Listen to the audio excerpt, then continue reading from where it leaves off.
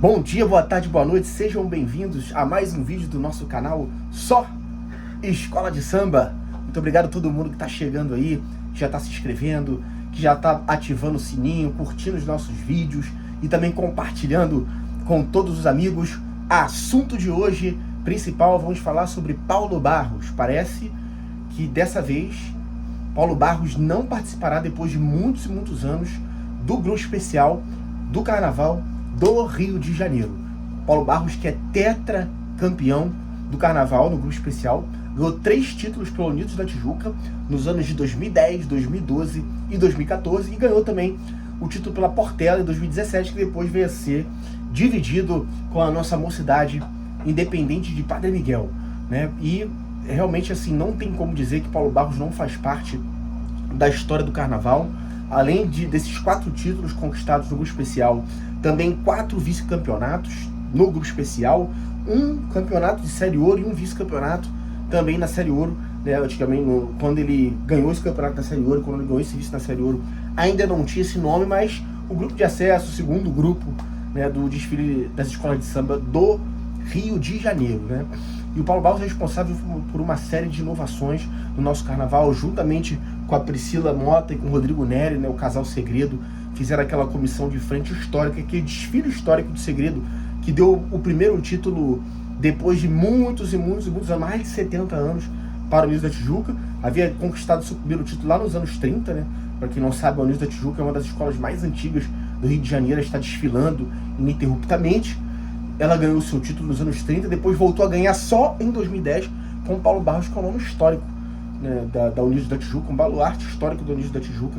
Por esses 3 carnavais que conquistou com a escola, depois venceu novamente em 2012 e depois em 2014, como nós falamos aqui, esses 3 títulos na Tijuca.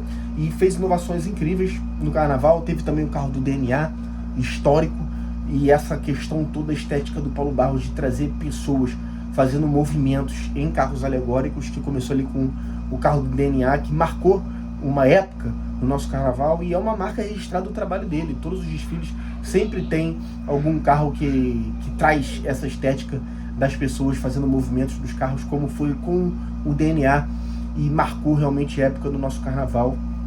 E até recentemente, em desfiles recentes, aquele São Jorge todo estilizado que ele fez já no desfile da Vila Isabel, belíssimo, que ficou exposto durante o ano inteiro lá na cidade do samba, mostra a qualidade do trabalho dele, o quanto ele realmente pensa carnaval de uma maneira especial, pensa carnaval de uma maneira moderna, pensa carnaval de uma maneira diferenciada. Realmente Paulo Barros é um artista de muito talento da nossa festa, que tem uma história, e essa história não será apagada, não deixará de ser reconhecida. Mas realmente a matéria que foi feita, né, da Mônica Bergamo na Folha de São Paulo, na qual o Paulo Barros fala que não gosta de enredos com temática afro, que ele não faz, etc.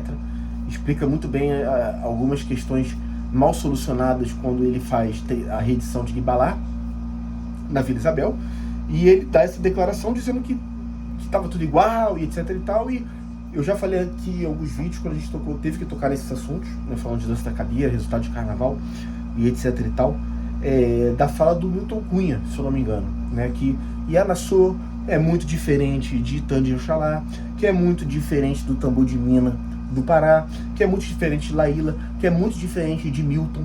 Ou seja, não se pode cometer o erro de colocar a África numa caixa como se fosse uma coisa só, de colocar as religiões africanas numa caixa, as religiões de matriz africana, numa caixa como se fosse uma coisa só, porque não são, porque não é, e nunca será, né? Então você consegue contar 10, 12 enredos falando de religião matriz africana e com temáticas completamente diferentes, né, que trazem uma estética diferente, que contam uma história de forma diferente, enredos que com certeza agregam muito ao nosso conhecimento, né, como cidadão, conhecendo as nossas raízes, a nossa história, porque carnaval é isso. Carnaval começou com essa base, como tenho falado aqui, lá na Praça 11, lá na casa de Tia Seata, começou com o povo de santo. O Paulo Barros fez até uma resposta dizendo que ele é uma pessoa de santo. Eu acredito nisso, que isso faz parte da fé dele, como muitas coisas dentro do sincretismo que ele acredita muito em budismo e em outras manifestações de fé.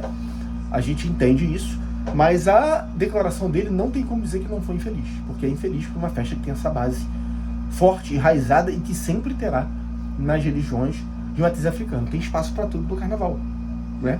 Então cada um conta aquilo que quer. Então se 12 escolas decidirem falar sobre matriz africana, eu tenho certeza que contarão histórias diferentes e que vão agregar em muito na nossa festa e no nosso conhecimento também como cidadão. Não tem dúvida disso, porque o carnaval sempre teve esse caráter, que é o caráter educativo. Os filhos da escola de samba sempre teve caráter educativo. Quantas coisas eu não aprendi através de enredos? E todo mundo aqui pode dizer isso. Muitas e muitas coisas a gente aprende através dos enredos de escola de samba, e tudo é um reflexo do seu tempo, né? Teve época que se falou muito de reis, rainhas do Império Brasileiro e etc e tal. Teve época que se falou muito de enredo CEP, né? Sobre países, sobre cidades, sobre estados, que volta e meia acontece. E a Grande Rio teve essa cara de falar sobre o Pará, mas trazendo também a manifestação religiosa do povo do Pará, o que é incrível. Teve época muito de enredo CEP, teve época muito da criatividade, né? De você pensar fora da caixa, né? De você trazer enredos que tivessem temáticas estrambólicas, vamos dizer assim, né? Usar uma palavra bem diferente, porque vamos falar de Maurício de Nassau com a Rosa Magalhães, vamos falar de Hans Andersen com a Rosa Magalhães, vamos falar dos enredos do Renato Lage na Mocidade, né? Aquela coisa high-tech e tudo mais, enfim, teve época para tudo. E nesse momento é a época de reafirmação mesmo das nossas raízes, e por isso que está se falando muito de matrizes africanas, de religiões de matrizes africanas, das nossas origens, das origens da nossa festa, das origens do nosso povo, do Rio de Janeiro, do nosso povo brasileiro, né? Então, tudo tem o seu tempo e tem espaço para tudo, sempre haverá espaço para tudo, mas não tem como dizer que a fala não foi infeliz.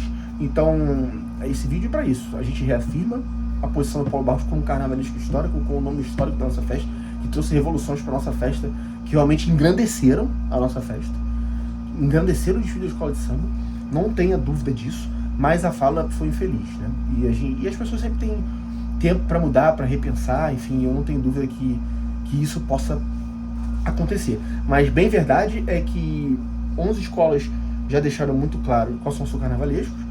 Sempre falando aqui, nós sabemos como vai ficar a questão da UPM, que ainda não confirmou a renovação do Milato e do Lousada, e já deram a entender que o Thiago Martins continua na Acadêmica de Niterói. Ainda não teve aquele anúncio oficial de rede social, aquela postagem, mas diretores já falaram que o Thiago Martins continua como carnavalesco de Niterói. Se ouviu algum burburinho, não sei se só por imaginação das pessoas ou se tinha algo de concreto nisso, de que o Paulo Barros poderia permanecer como carnavalesco da Acadêmica de Niterói, talvez dividindo com o Thiago Martins. Não sei de onde saiu isso, a gente escutou muito sobre isso, mas parece que isso não procede. Já saíram várias matérias por aí, não só em sites de carnaval, em quem trabalha com a mídia do carnaval, com a mídia dos desfiles da escola de samba, mas também na mídia em geral, de que o Paulo Barros, pela primeira vez em muitos e muitos anos, estará fora do desfile da escola de samba do Grupo Especial do Rio de Janeiro, né?